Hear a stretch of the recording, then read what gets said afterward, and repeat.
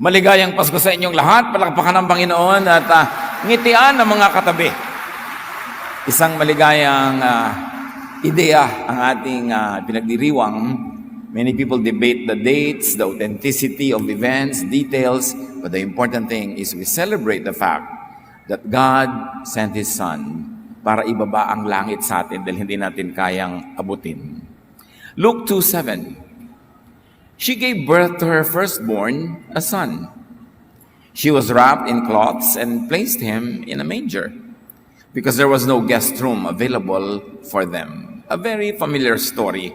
At sa ganitong mga Kapaskuhan, magandang binabalik-balikan yung basics, although we pray that the Lord will reveal new meanings and new applications sa mga dati na nating mga alam.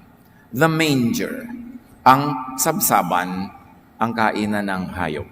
Panginoon, salamat dahil ganun na lang ang pag-ibig mo sa amin that you sent your Son to be with us and with Him you gave heaven, a slice of heaven here on earth at meron kami, Panginoon, na taste of the things to come when we finally meet you face to face. Teach us to add more, deeper, larger, more colorful meanings to Christmas. Lead us. Teach us. Guide us. In the name of Jesus, your Son, we pray with thanksgiving. Manger. It is defined as a long open box or trough for animals to eat from.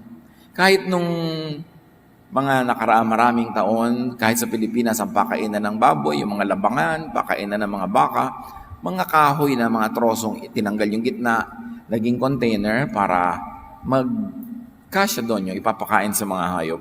At doon inilagay ng Nanay Maria ang kanyang anak na si Jesus, pagkasilang dahil wala naman silang tinuluyan na magandang lugar, wala silang mga gamit. So Jesus was placed in a manger. The important thing to appreciate is that Jesus came from heaven, from God, to earth. It's a long journey, and layo-layo yata, not only in terms of distance, but in terms of essence, yung langit sa lupa. At yun ang nilakbay ng anak ng Diyos na si Jesus. Hindi naman siya sumulpot na mature person agad as an infant at sumilang dahil kay Maria. John 1:9, the true light that shines on everyone was coming into the world. And verse 14, the Word became a human being and lived here with us.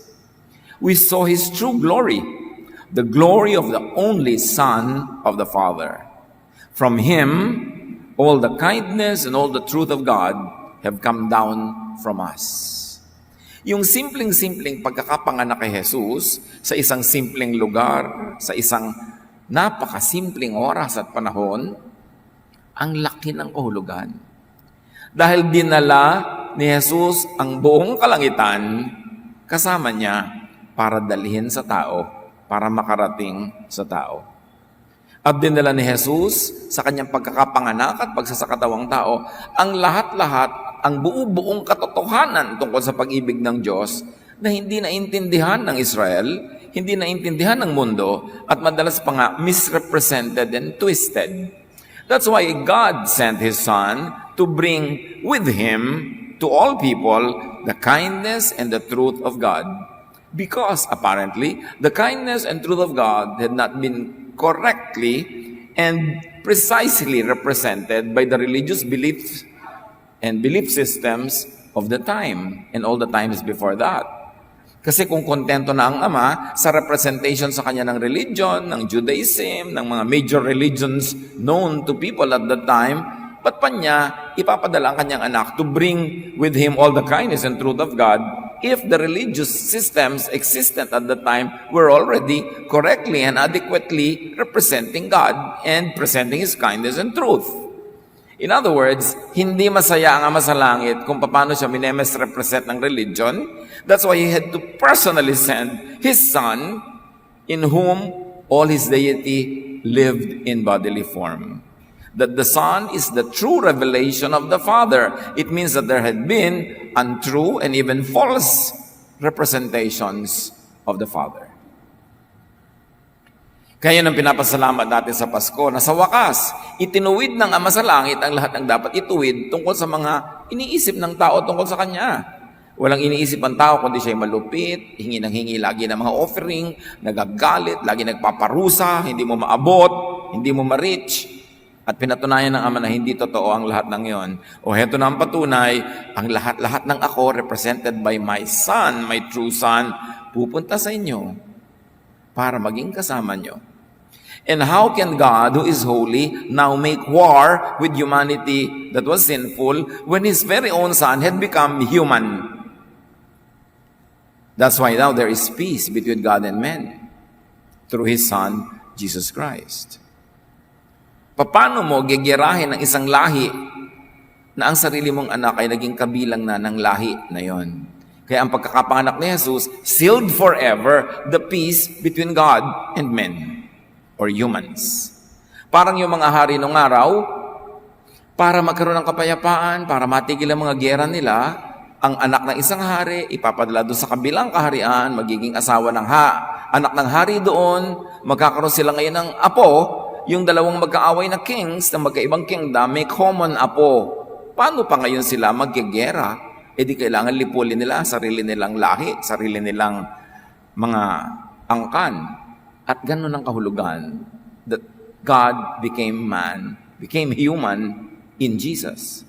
That now there was not going to be any more war between God and humanity because God Himself, the Son of God, had become human. And through this human form of God in Jesus did not only bring God to people, but the same Jesus will bring people to God. That's why He is the way to the Father. Yun ang peace. Kaya ang kanta ng mga anghel na naog sila, peace on earth.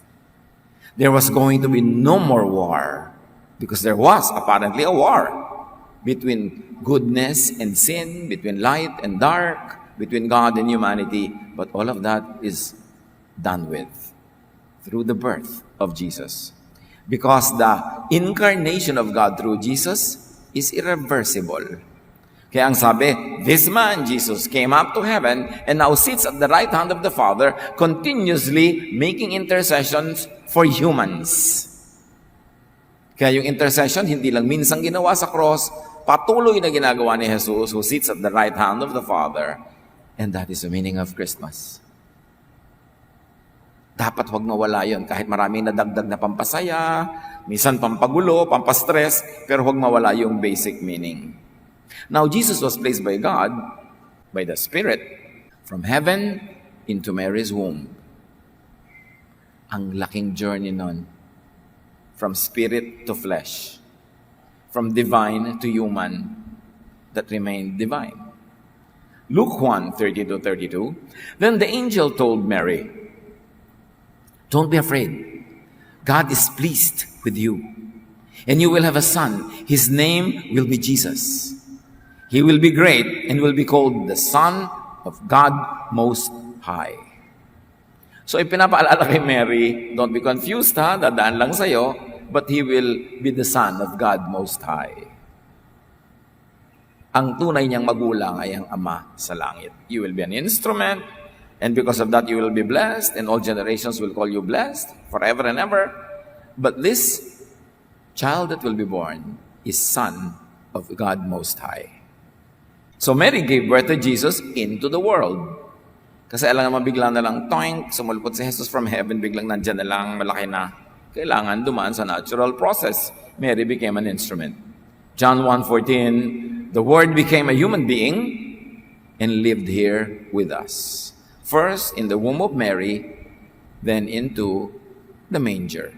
Because Mary placed Jesus in the manger immediately after having been born. Luke 2:7, she wrapped him in cloths and placed him in a manger. Kaugalian nila no, na pag may isinisilang binabalot ng lampin, binabalot ng tela, para yung bata huwag maggagalaw. For whatever it is, for the development of the bones or the muscles, or kung ano man, binabalot nila parang lumpia yung bata. Tapos inilalagay sa safe lugar.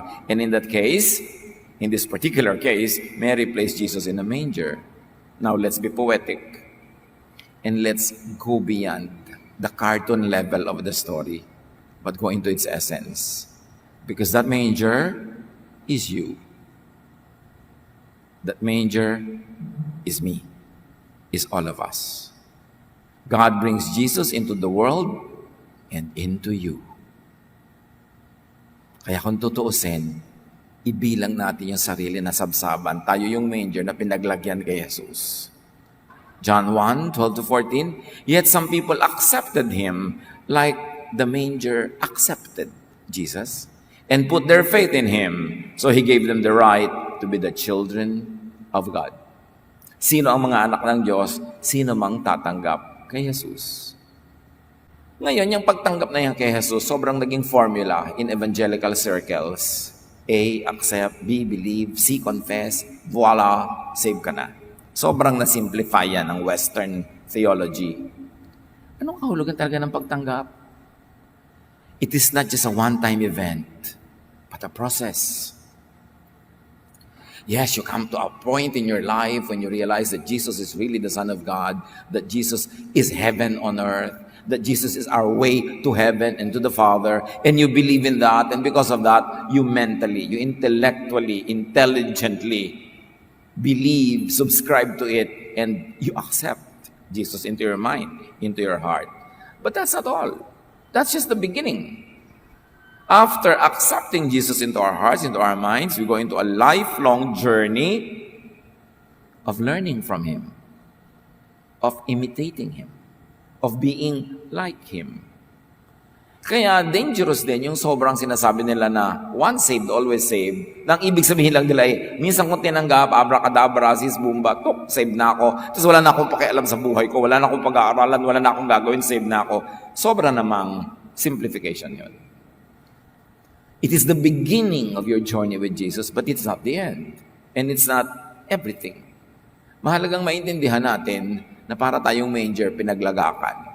At yung inilagak, infant. Dapat lumaki yun, mabuo, mag-mature, so that we can come to a point in our spirituality when we say, when I was a child, when I was a spiritual child, I thought like a child, I spoke like a child, I reasoned like a child.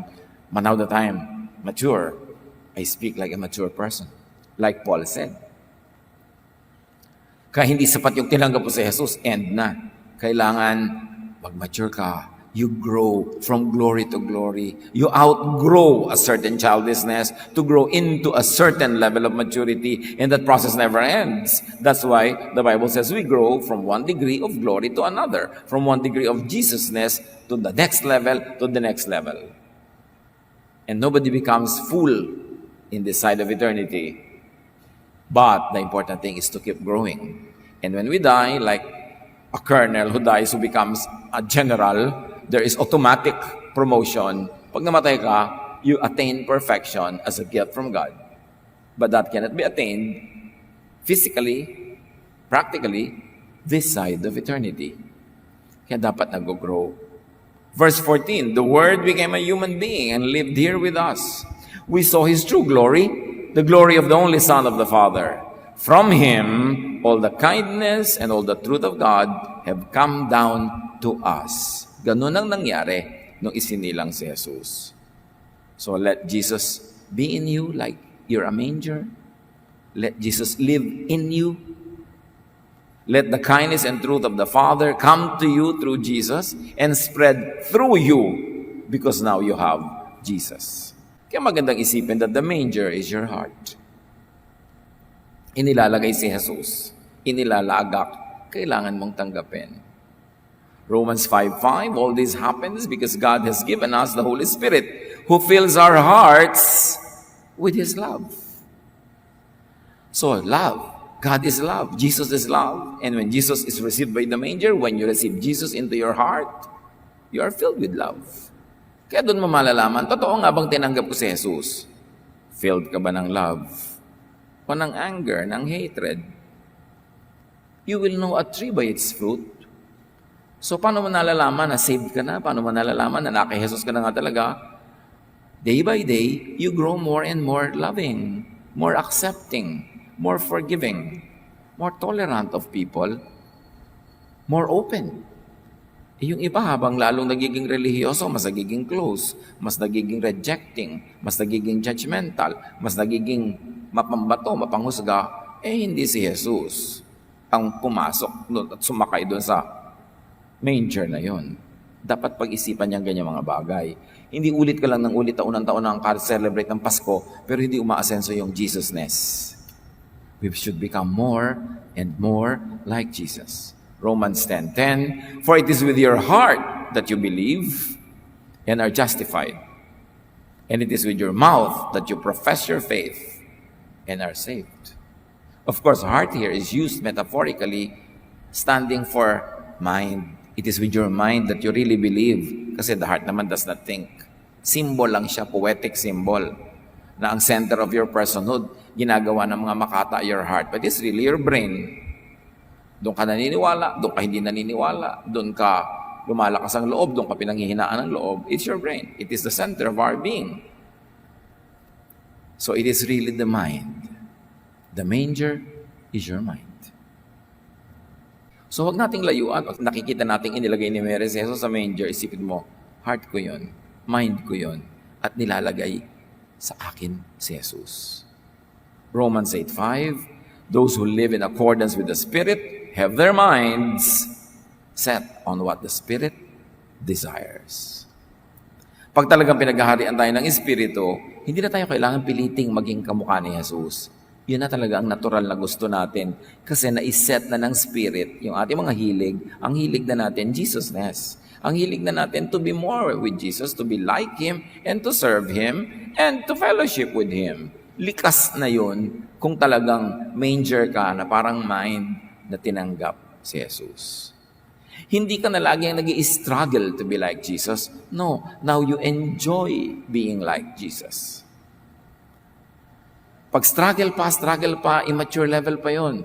Kasi dapat na-enjoy mo ang Jesusness, ang pagiging katulad ni Jesus na maibigin, mapagtanggap, mapagbigay ng biyaya sa kapwa, mapagpatawad. Ine-enjoy mo, hindi hirap na hirap ka, pinipilit mo lang para huwag magalit ang Diyos. We should grow into that level of maturity when we actually enjoy being Jesus-like. Romans 12:2, do not conform to the pattern of this world, but be transformed by the renewing of your mind. Then you will be able to test and approve what God's will is. His good, pleasing, and perfect will. Huwag na kayong makiayon sa takbo ng mundo. Ibahin nyo ng utak nyo. Huwag nyo igaya sa 95% ng utak sa paligid. Kasi ang utak ang ibinibigay natin sa Diyos. Sa utak natin siya pinatitira. Sa utak tayo nagbabago. At pag nagbago ang ating pag-iisip, susunod ang ating katawan, ang ating mga habits, ang ating lifestyle, ang ating character, but it all begins with thought. So the real battleground is the mind, the realm of thought. Doon tayo nagtuturo ng disiplina sa ating sarili at doon tayo lubos na nag-aaral kung paano ba umandar ang isip ni Jesus at yung andar na yun ang susundan natin. This is what Jesus and this is what Christmas is all about, change of mind. Pero kung taon-taon, pareho lang ng takbong utak natin, kahit ang dami na nating i-celebrate na Pasko, walang talab. The manger is your personhood. It is your personality. Dati ang laman, pagkain ng hayop, considered sa poetry na mababang uri ang laman. Pero ang inilaman na si Jesus, the highest content. So dapat yung ating personhood, yung ating personality, ang nakatira si Jesus. 2 Corinthians 13:5. Test yourselves and find out if you really are true to your faith. If you pass the test, you will discover that Christ is living in you. But if Christ isn't living in you, you have failed. So yun ang test. Hindi paramihan ng verses, hindi palakihan ng donation, hindi paramihan ng ministry. Although mahalaga lahat yun to make the church very effective. But the true test is personal. It is not corporate. If Christ is living in you, you will discover it. You will know it. Because your fruits will be like the fruits of Jesus. If you don't have the fruits of Jesus, then you have failed. Hindi nakatira sa'yo. Kaya mahalaga rin, suriin natin. Hindi lang tayo maging busy sa mga celebrations, although hindi naman masamang makisaya. Pero dapat meron kang oras ng paglilimi-limi, pagninilay-nilay, pag-isip-isip. Kung ang Pasko mo ba ay empty o totoo. At ang tunay na Pasko, Christ lives in you. 2 Corinthians 4:6. The scriptures say, God commanded light to shine in the dark. Now, God is shining in our hearts to let you know that His glory is seen in Jesus Christ. So that is our goal. Marami tayong Christmas lights, yes. Maraming parol, maraming electronic lights. Pero is the light of God shining in your heart? Not the electronic light on the wall, not the electrical light on the tree, but the light of the Spirit shining in your hearts and shining through you. And you become the light of the world like Jesus is the light of the world. That where you go, it's as good as Jesus is there. Pag may magkaaway na pagbabati dahil ikaw ay namamagitan. Pag may gutom, may nakakain, may nabubusog, kasi nagbibigay ka ng pagkain. Pag kami nahihirapan, nagbibigay ka ng ginhawa. Kaya sabi ni Jesus, blessed kayo kasi nakakakulong ako, dinalaw niyo ako, may sakit ako, inalagaan niyo ako, gutom ako, pinakain niyo ako, hubad ako, dinamitan niyo ako. Malaki ang gantimpala ninyo. Sabi ng mga tao, kailan naman po namin nakita yan na nangyari sa inyo? Hindi naman namin nakita yan. At sabi ni Jesus, aba, pag ginawa niyo yan sa mga dukha, mga kawawa, mga api, mga gutom, mga hubad, ginawa niyo sa akin yun. Yun ang bilang nun, yun ang point nun. You did it to me.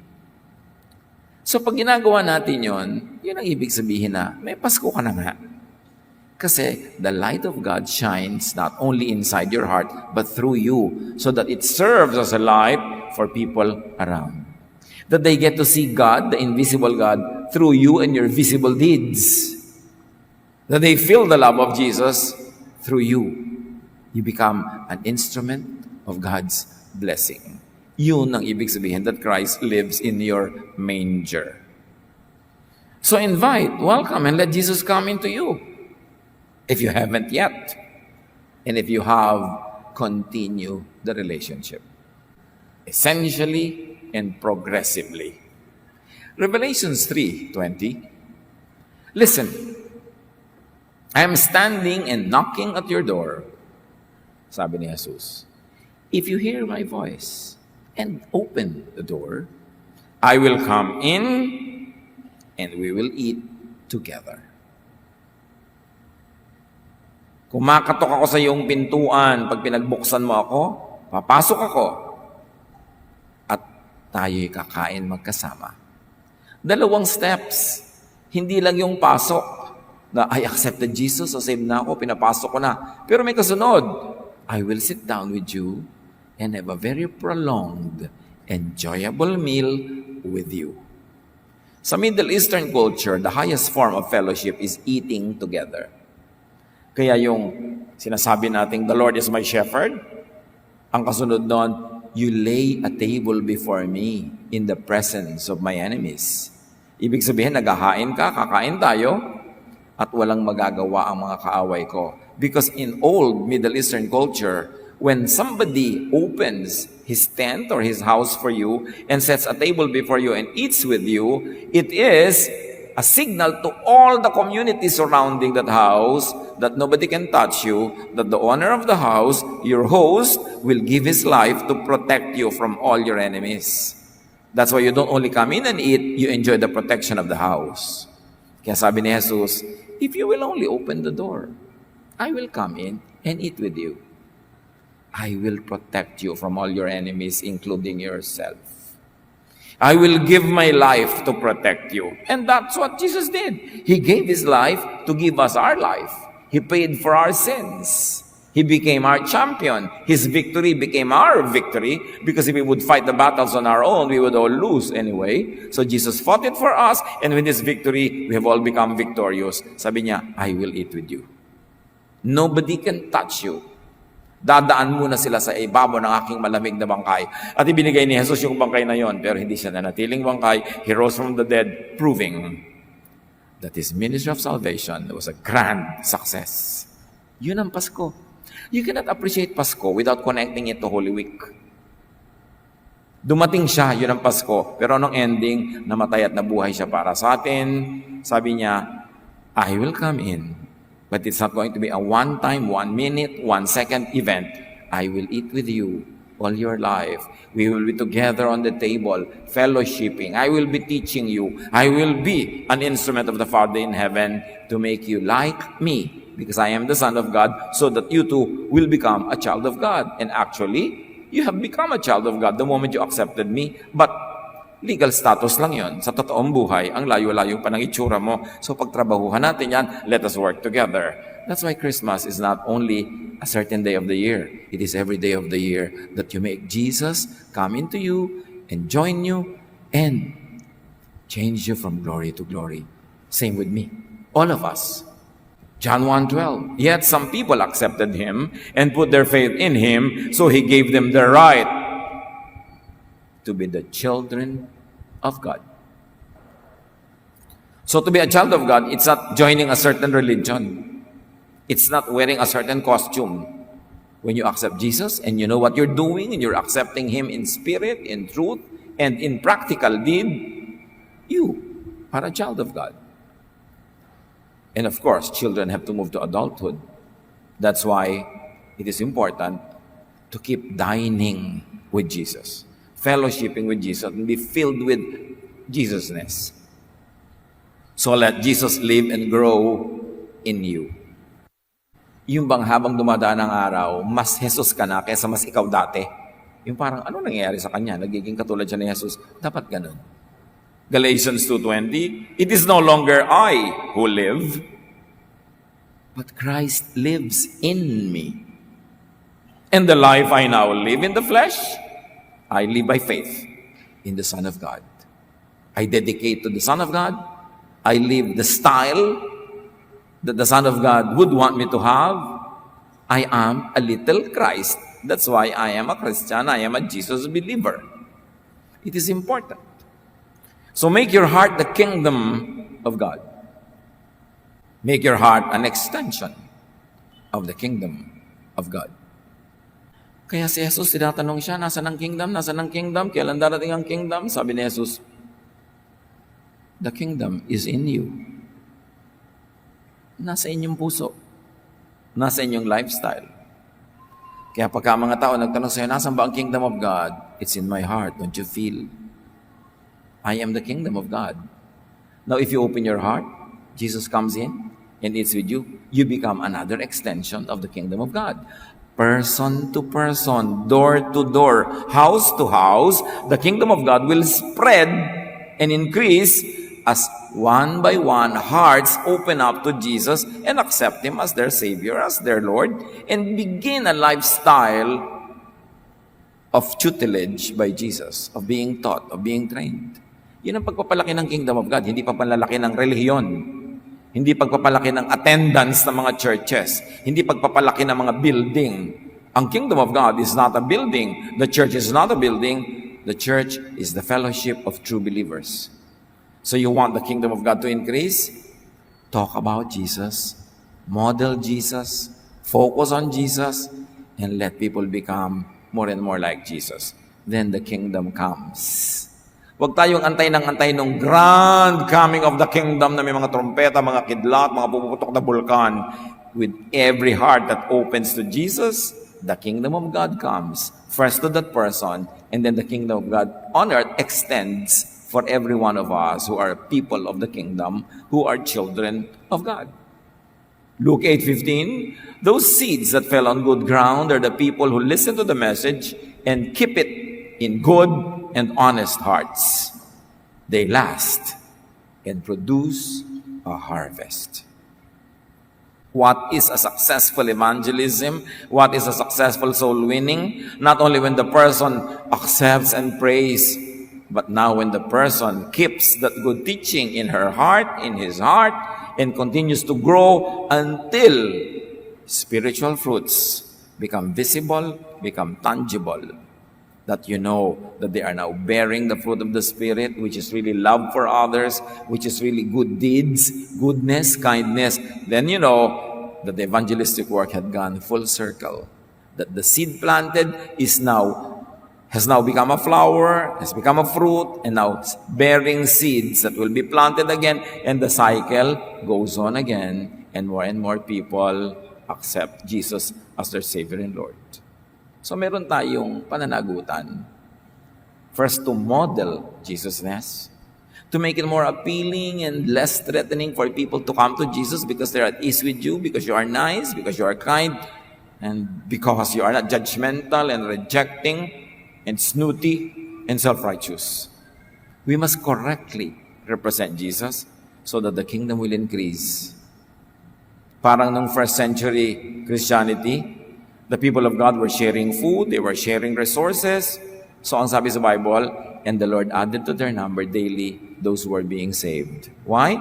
Because it was very attractive for people around to join the Jesus people. Because they were nice folks, they were kind, they were loving, hindi sila yung mga judgmental at mga self-righteous that has become of many people who profess to be Christians. So you accept. You're like a manger accepting Jesus and then share Jesus with others. Ang ganda ng poetry. Kasi yung manger, lalagyan ng pagkain ng hayop.